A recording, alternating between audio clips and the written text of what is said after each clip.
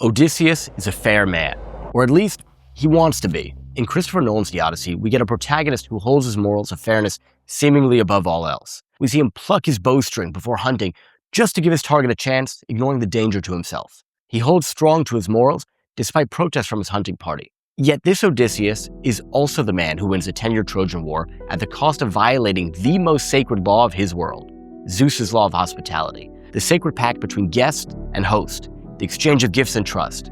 He and the Greeks pervert what is sacred into a mechanism for conquest.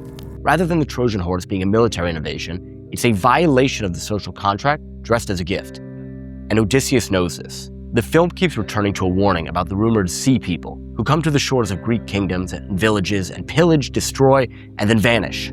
Odysseus and his crew continue to find people along their journey who speak of these sea people like a distant threat, guiding our protagonist's need to return and defend his home. But the slow realization for Odysseus and the audience is that the warning wasn't about a new threat that emerged to destroy civilization. It was about Odysseus himself the whole time.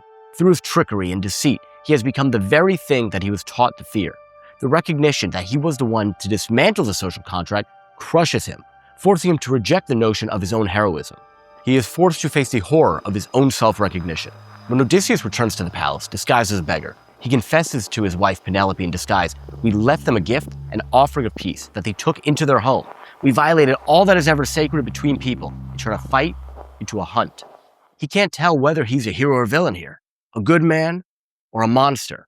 It's the very reason why he resists returning home, despite claiming to desire a homecoming.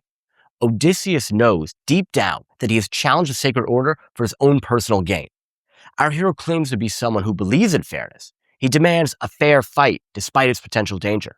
This is what makes his sin at Troy so damning. He has to grapple with the dissonance he created, not just through violating a sacred code, but the dissonance he created within himself.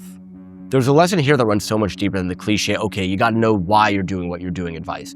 When we set out to accomplish something significant, the focus is often on the goal and strategy required to succeed. But we can just as easily neglect the question of what kind of person we're willing to change into in pursuit of our goals. Is the price of victory worth the cost of who we must become?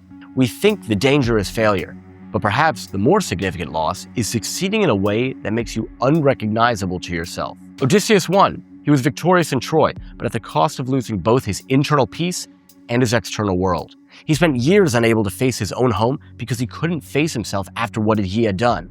Pursuing any meaningful goal necessitates clarity. We tend to see clarity as the logical progression of steps needed to achieve something.